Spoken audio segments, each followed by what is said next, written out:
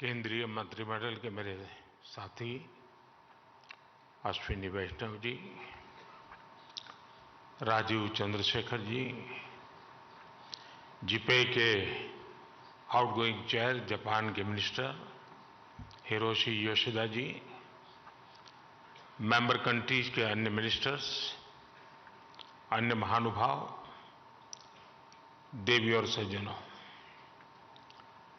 Global partnership और artificial intelligence summit में मैं आप सभी का स्वागत करता हूं।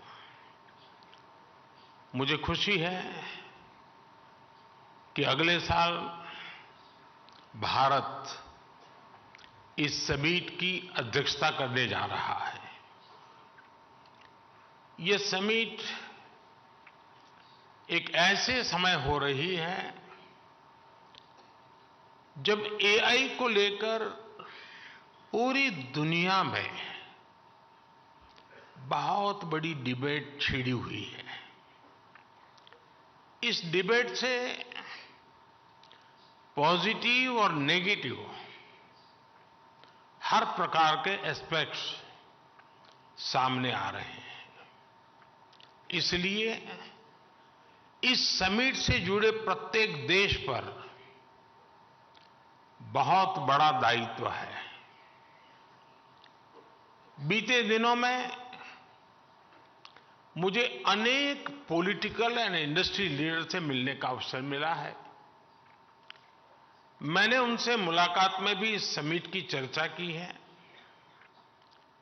एआई के प्रभाव से वर्तमान और आने वाली पीढ़ियां कोई भी छूटी नहीं है। हमें बहुत सतर्कता के साथ, बहुत सावधानी के साथ आगे बढ़ना है। और इसलिए मैं समझता हूं इस समिट से निकले विचार,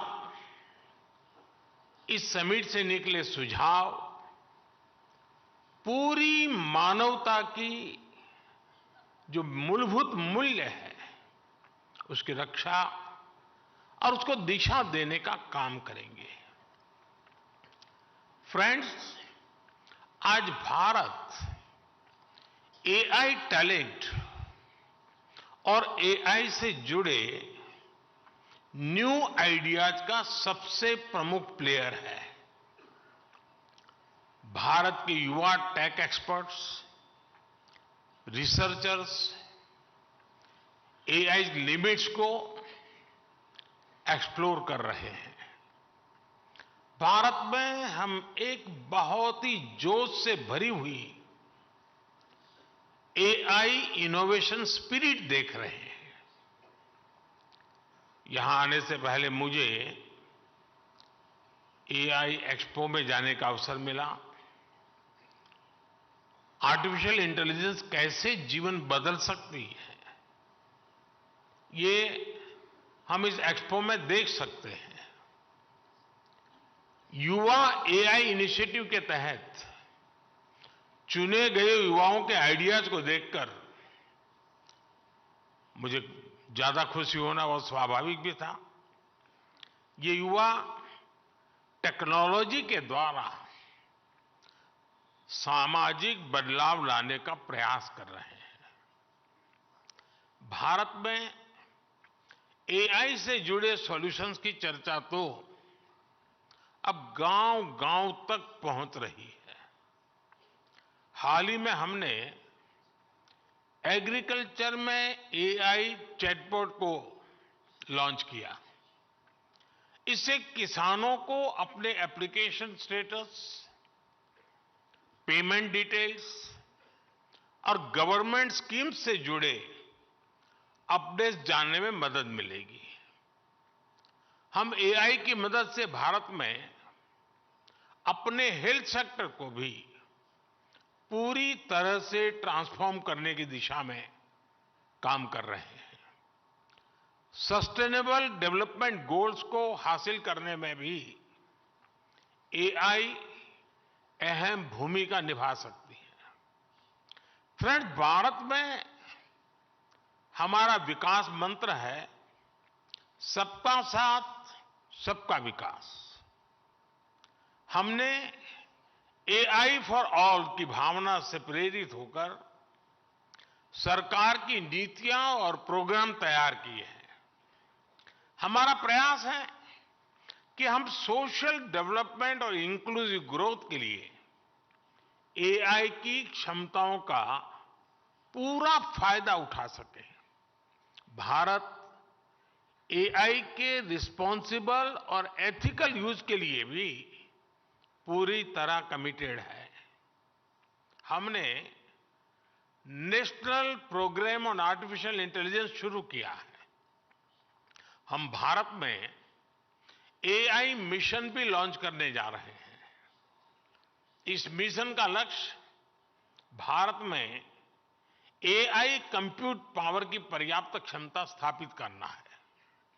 इससे भारत के स्टार्टअप्स और इनोवेटर्स को और बेहतर सुविधाएं मिलेगी।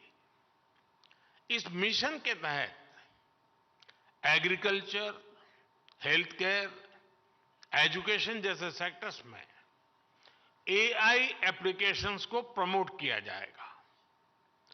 हम अपने इंडस्ट्रियल ट्रेनिंग इंस्टीट्यूट के माध्यम से एआई स्किल्स को टियर 2 और टियर 3 शहरों तक पहुंचा रहे हैं।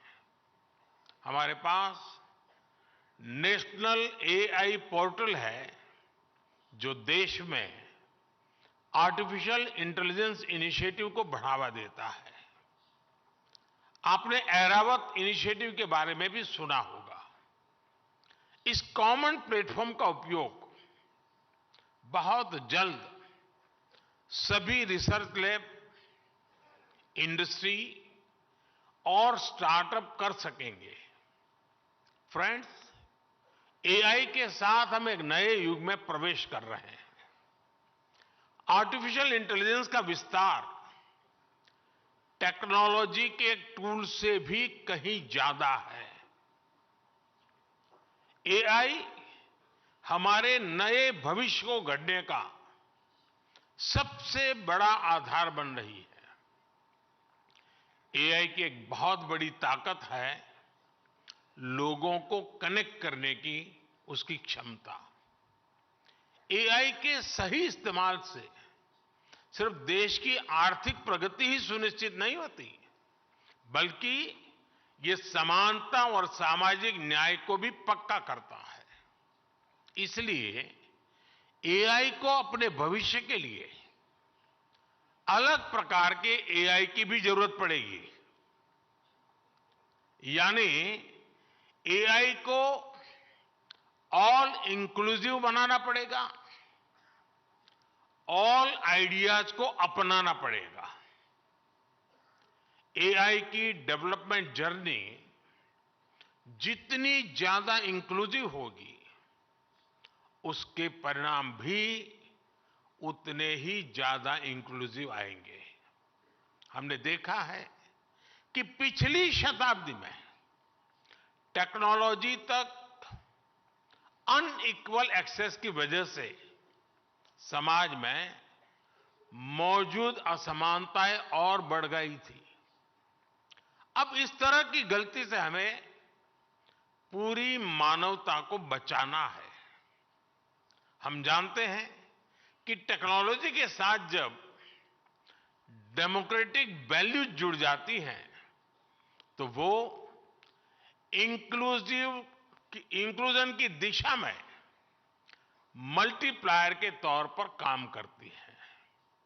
इसलिए आर्टिफिशियल इंटेलिजेंस के भविष्य की दिशा भी ह्यूमन वैल्यूज पर, डेमोक्रेटिक वैल्यूज पर पूरी तरह निर्भर करेगी।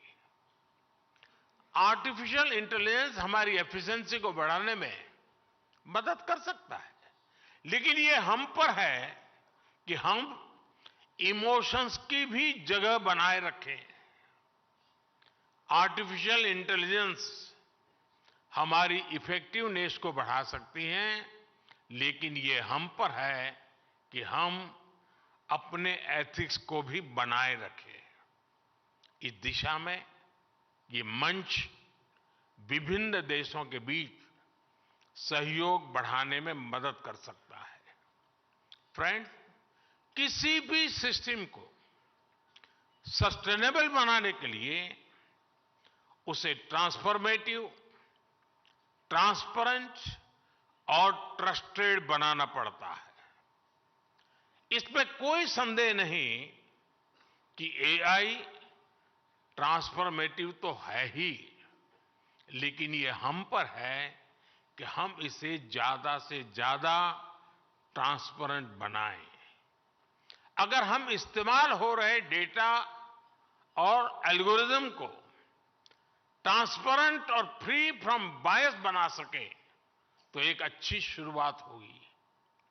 हमें दुनिया भर के लोगों को यह यकीन दिलाना होगा कि एआई उनके लाभ के लिए है, उनके भले के लिए है। हमें दुनिया के विभिन्न देशों को यह भी विश्वास दिलाना होगा कि इस टेक्नोलॉजी की विकास यात्रा में किसी को भी पीछे नहीं छोड़ा जाएगा। एआई पर ट्रस्ट तब बढ़ेगा जब एआई से जुड़े एथिकल, इकोनॉमिक और सोशल कंसर्न्स पर ध्यान दिया जाए। उदाहरण के लिए, अगर अपस्किलिंग और रीस्किलिंग एआई के ग्रोथ कर्व का हिस्सा बन जाए तो युवा ये भरोसा कर पाएंगे कि एआई उनके भविष्य की बेहतरी के लिए है। अगर डेटा की सुरक्षा पर ध्यान दिया जाए तो लोग यकीन कर पाएंगे कि एआई उनकी प्राइवेसी में दखल दिए बिना विकास को आगे बढ़ाएगा। अगर ग्लोबल साउथ को यह पता होगा कि एआई के विकास में उनकी भी बड़ी भूमिका होगी तो वो इसे भविष्य के एक रास्ते के रूप में स्वीकार कर पाएंगे। फ्रेंड्स, एआई के अनेक पॉजिटिव पहलू हैं, लेकिन इससे जुड़ी नेगेटिव बातें भी उतनी ही चिंता का विषय है। एआई 21वीं सदी में विकास का सबसे बड़ा टूल बन सकता है और 21वीं सदी को तबाह करने में भी सबसे बड़ी भूमिका निभा भी सकता है। डीप फेक का चैलेंज आज पूरी दुनिया के सामने है। इसके अलावा साइबर सिक्योरिटी, डेटा थेफ्ट और आतंकियों के हाथ में एआई टूल्स के आने का भी बहुत बड़ा खतरा है। अगर आतंकी संगठनों के पास एआई लेस हथियार पहुंच जाए तो उससे ग्लोबल सिक्योरिटी पर बहुत बड़ा असर होगा। हमें इस विषय पर चर्चा करके एक ठोस प्लान तक पहुंचने की जरूरत है कि कैसे एआई के गलत इस्तेमाल को रोका जाए।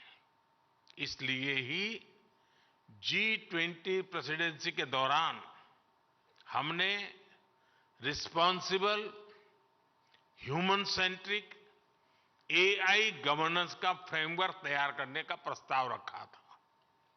G20 न्यू दिल्ली डिक्लेरेशन ने एआई प्रिंसिपल्स के प्रति सभी सदस्य देशों के कमिटमेंट की पुष्टि की है। सभी सदस्यों में एआई के उपयोग से जुड़े खतरों को लेकर एक अंडरस्टैंडिंग थी। जिस तरह हमारे पास विभिन्न अंतर्राष्ट्रीय मुद्दों के लिए समझौते और प्रोटोकॉल्स है, उसी तरह हमें एआई के एथिकल यूज के लिए मिलकर ग्लोबल फ्रेमवर्क तैयार करना होगा। इसमें हाई रिस्क या फ्रंटियर एआई टूल्स की टेस्टिंग और डिप्लॉयमेंट के लिए प्रोटोकॉल भी शामिल होगा। इसके लिए कन्विक्शन, कमिटमेंट, कोऑर्डिनेशन और कोलैबोरेशन की सबसे अधिक जरूरत है। हमें मिलकर ऐसे कदम उठाने ही होंगे जिससे एआई का रिस्पॉन्सिबल यूज सुनिश्चित हो सके। आज इस समिट के माध्यम से भारत पूरे वैश्विक जगत का आह्वान करता है कि इस दिशा में हमें अब एक पल भी गंवाना नहीं है। इस साल में अब कुछ ही दिन बचे हैं, नया साल आने ही वाला है। हमें एक तय समय सीमा के भीतर ग्लोबल फ्रेमवर्क को पूरा करना ही होगा। मानवता की रक्षा के लिए ये किया जाना बहुत ही जरूरी है। फ्रेंड्स, एआई सिर्फ एक नई टेक्नोलॉजी ही नहीं है, ये एक वर्ल्ड वाइड मूवमेंट बन गई है। इसलिए हम सभी का मिलकर काम करना बहुत ही आवश्यक है। अगले 2 दिन आप सभी बहुत से विषयों पर चर्चा करेंगे। मैं तो जब भी किसी एआई एक्सपर्ट से मिलता हूं तो अपने सवाल और सुझाव रोक नहीं पाता। आज आप एक्सपर्ट से बातें करते हुए भी कई बातें मेरे मन में आ रही हैं। हमें ये सोचना होगा कि एआई जनरेटेड इंफॉर्मेशन की क्रेडिबिलिटी को कैसे बढ़ाया जा सकता है। ऐसे क्या डेटा सेट्स हो सकते हैं जिनके उपयोग से हम एआई टूल्स को ट्रेन और टेस्ट कर सकें। किसी एआई टूल को मार्केट में रिलीज करने से पहले कितना टेस्ट करना चाहिए, इस पर भी जरूर सोचना चाहिए। क्या हम कोई सॉफ्टवेयर वाटरमार्क इंट्रोड्यूस कर सकते हैं जो ये बताएं कि ये इंफॉर्मेशन या प्रोडक्ट एआई जनरेटेड है। इससे जो व्यक्ति एआई जनरेटेड इंफॉर्मेशन का इस्तेमाल करेगा उसे उसकी लिमिटेशंस के बारे में पता रहेगा। एक बात मैं भारत में केंद्र सरकार और राज्य सरकार के दिग्गजों से भी कहूंगा, सरकारों के पास योजनाओं से जुड़ा विभिन्न तरह का डेटा होता है। इसका उपयोग एविडेंस बेस्ड डिसीजन मेकिंग में कैसे कर सकते हैं? क्या हम ऐसे डेटा का एआई टूल को ट्रेन करने में उपयोग कर सकते हैं? क्या हम एक ऐसा ऑडिट मैकेनिज्म स्थापित कर सकते हैं जिसमें एआई टूल्स को उसकी क्षमता के आधार पर रेड, येलो या ग्रीन में कैटेगराइज किया जा सके? क्या हम एक इंस्टीट्यूशनल मैकेनिज्म स्थापित कर सकते हैं जो रेजिलिएंट एम्प्लॉयमेंट को सुनिश्चित करे? क्या हम standardise global AI education curriculum ला सकते हैं? क्या एआई ड्रिवन फ्यूचर के लिए लोगों को तैयार करने के स्टैंडर्ड तय कर सकते हैं? ऐसे अनेक सवालों पर सरकार से जुड़े लोग और आप सभी एक्सपर्ट्स जरूर विचार करें। फ्रेंड्स, आप जानते हैं कि भारत में सैकड़ों भाषाएं बोली जाती हैं, हजारों बोलियां हैं। डिजिटल इंक्लूजन को बढ़ाने के लिए एआई की मदद से स्थानीय भाषा में डिजिटल सर्विसेज कैसे उपलब्ध कराई जा सकती हैं, इस बारे में भी सोचें। जो भाषा अब नहीं बोली जाती उसे एआई की मदद से कैसे रिवाइव किया जा सकता है, इस पर भी काम करें। संस्कृत भाषा का नॉलेज बेस और लिटरेचर बहुत समृद्ध है, उसे एआई की मदद से कैसे आगे बढ़ाया जा सकता है, इस पर भी सोचें। एआई की मदद से वैदिक मैथमेटिक्स के मिसिंग वॉल्यूम्स को क्या फिर से जोड़ा जा सकता है, इस बारे में भी प्रयास किया जाना चाहिए। फ्रेंड्स, मुझे विश्वास है कि ये समिट आइडियाज एक्सचेंज करने का बेहतरीन अवसर उपलब्ध कराएगी। मैं चाहता हूं कि इस समिट में शामिल होने वाले हर डेलीगेट के लिए एक ग्रेट लर्निंग एक्सपीरियंस साबित हो। अगले 2 दिनों तक आप एआई के विभिन्न पहलू पर गहनता से विचार विमर्श करेंगे। मुझे आशा है कि हमारे पास स्पेसिफिक आउटकम्स होंगे। इन पर अमल करके हम एक रिस्पांसिबल और सस्टेनेबल फ्यूचर के निर्माण का रास्ता जरूर सशक्त करेंगे। आप सभी को मेरी बहुत बहुत शुभकामनाएं हैं। बहुत बहुत धन्यवाद। नमस्कार।